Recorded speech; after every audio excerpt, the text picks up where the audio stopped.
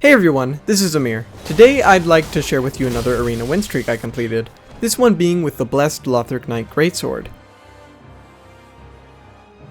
Let's go over the basics of the build first. If you aren't already aware, the Blessed Infusion is actually stronger on this weapon than the Lightning Infusion, despite the fact that it has inherent lightning damage. On top of that, Blessed Infused items slowly regenerate your health points over time. Pair that with an offhand Blessed Cestus and a Sun Princess, and you'll find yourself earning back a fair amount of HP back. This slightly helps with the fact that poise trading is a necessity for this weapon, at least in a matchup with most other weapon classes. The build is obviously a faith build, with just enough dexterity to wield it and a bit of strength for extra damage scaling.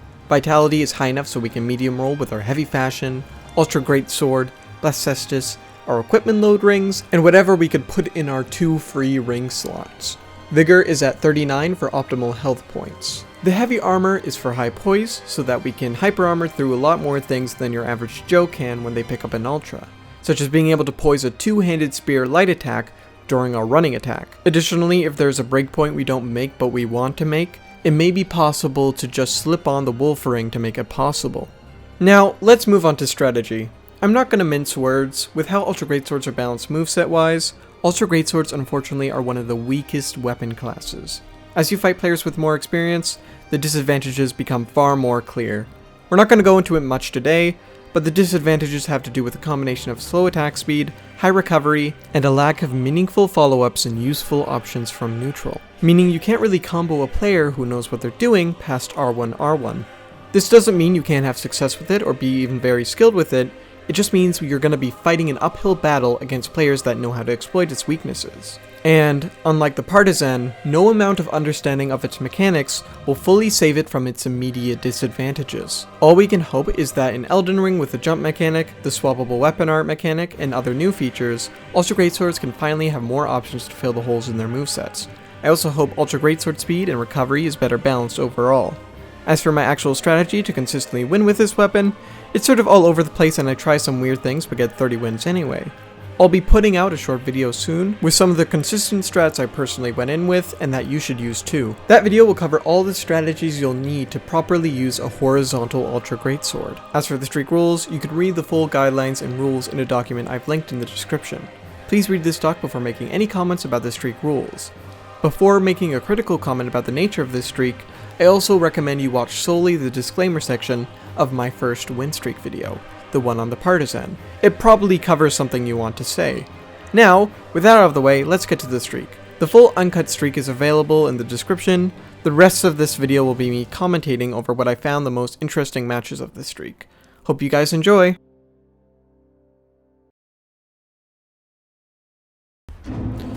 So, going into this first match, our opponent appears to have a Claymore, which is an inferior hyper armor weapon. So I just do some prediction trades, take away like 1/2 of his health, and then after that I just probably try to do it again. Or actually no, right here I try to confuse him with the R2 poke, but he just kept rolling into it. I did some weird stomp thing right there, but I guess just the spinning with the R1 is just, you know, happened to catch him off guard.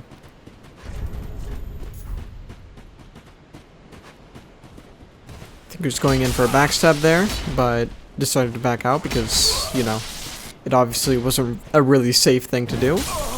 And oh, that charged poke actually caught him. He panic rolled it. GG. Let's see who our next opponent is. Oh.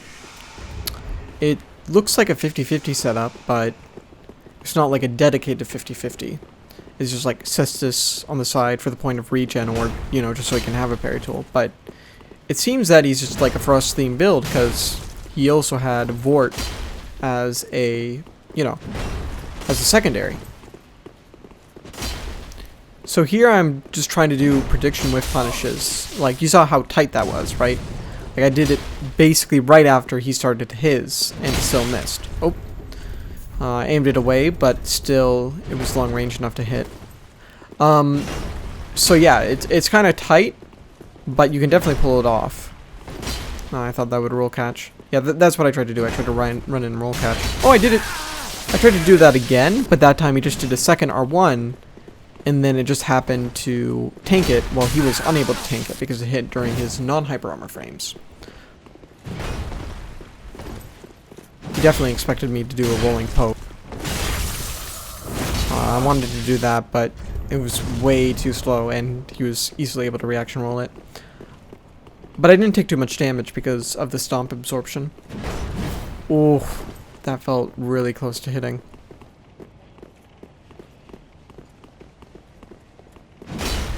And yeah, with punishing heavy R2s with other R2s is a really fun thing that you should try. That was not fully charged, huh? Ah, he tried to get one off, but I kept swinging. GG.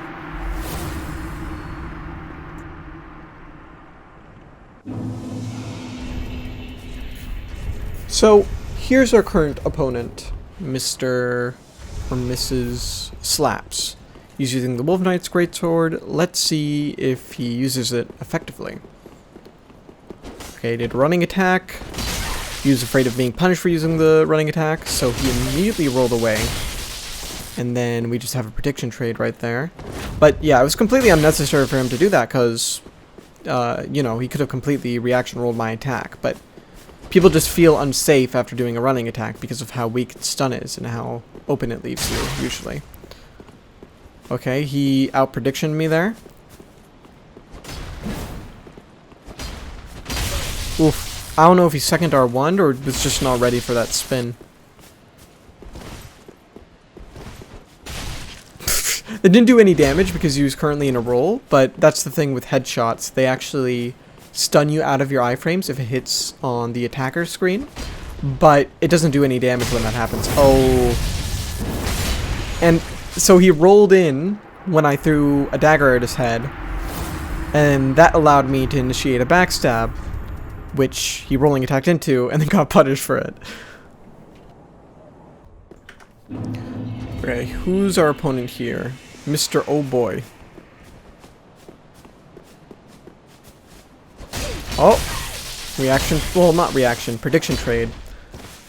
Yeah, so when somebody is walking forward into you with like a poison weapon that's stronger than yours, it's probably not a good idea unless you make a really good prediction to just R1 into it when they get close, because odds are the moment you get into range, they're going to press R1 themselves, and they're going to win the trade. I'm pretty sure that hit. Oh, yeah. Okay, so that one I included in here, but I'm gonna include it, but that didn't actually count. That must have not been counted in the actual streak points.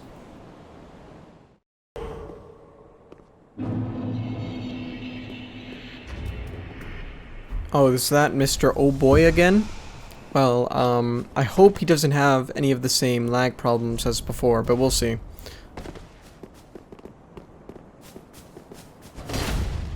Okay, I tried some weird stomp play. That was kind of dumb, because I tried to reaction trade with the second R1, like to his actual animation, when you already can't do that from neutral. So, like, why would it change here?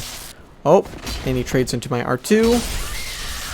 And he tries to roll and then attack into my R1 chain, so he loses. But GG. Who do we got here? Oh, it's our friend from before. He's getting more aggressive. Oh, and I did a second R1 when he was literally on my back, so that's why that happened. Yeah, so I broke my own rules a bit there, trying to do something fancy. Oh, and that actually caught him. And I tried to roll catch him with an R2, however, because he was at my back and he assumed I would roll away, he probably, you know, continued to attack. I should have just immediately released my R2 and that would have actually, you know, won me it. Like, you saw I literally did it right after there and won me at that time, so, you know. Unless, like, you have a really good reason to expect that they're gonna not attack out and instead try to roll, then don't hold it for that long, right?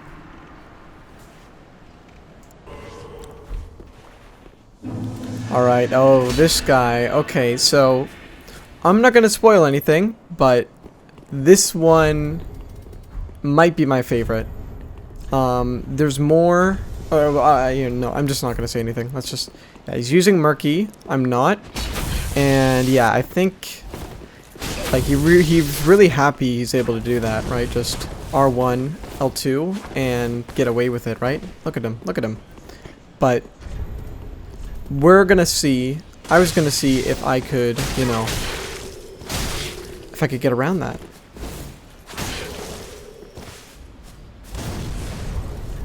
So no success so far. But let's see, I think I tried some sort of kick thing. Yeah, unfortunately it didn't work. Although I did get him with that rolling attack. He attacked into it. What do I do next? Yeah. He was just waiting to reaction roll or reaction quick step. So that's how I was able to hit him. Oh, and I guess just the...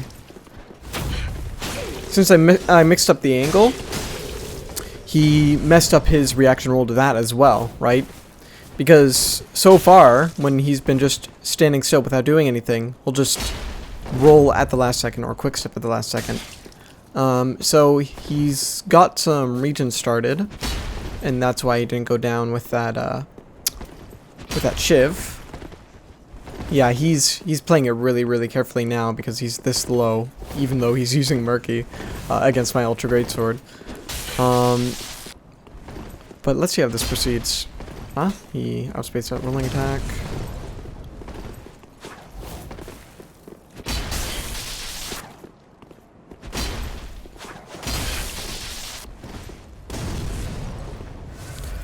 I tried to Estus cancel there.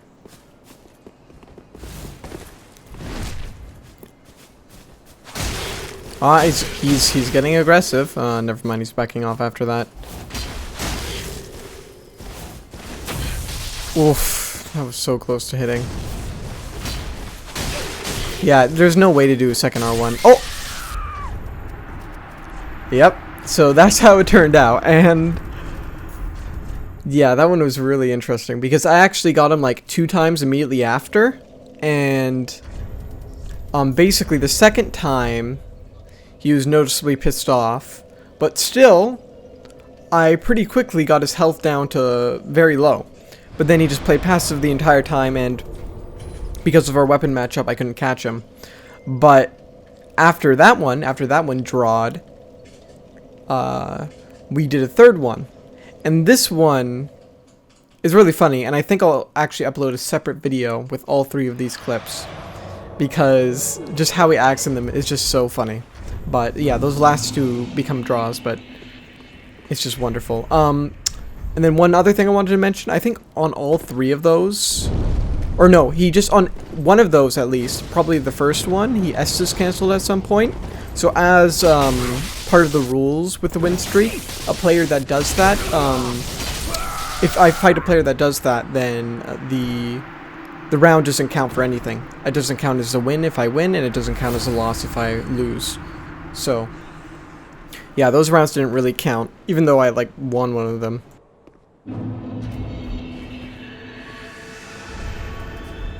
This looks like a faith build. Yes, a catalyst and a straight sword. I think that's a broadsword. Ooh, and he rolled in an Ardwand. Yeah, that's not a good idea. Oh, and then he swapped to this, which I don't know. I guess he wants to get value out of his, you know, like his other weapon. But it could also be because he noticed that he got staggered and then swapped to a poise weapon because, you know, to like even it out.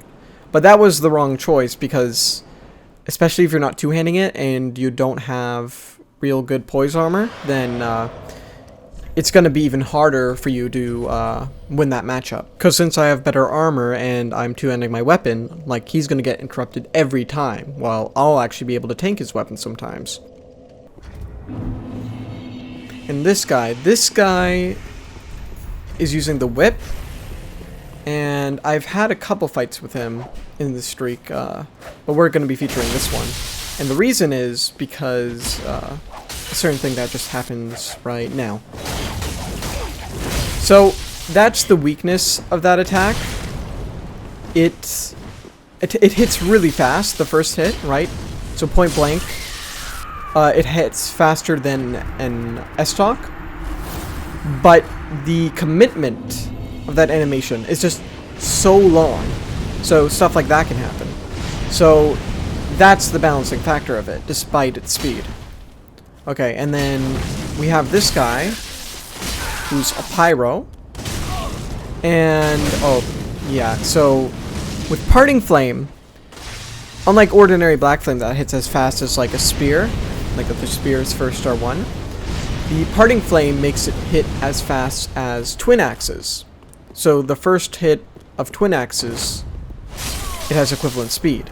So, it might mix you up. It might confuse you if you're able to interrupt Black Flame before it hits you sometimes, but then someone uses Parting Flame and then suddenly you're not able to. So here it is, the streak breaker of the 30 win streak. Now, this happened due to a combination of bad luck and just overall sloppy and uncareful play.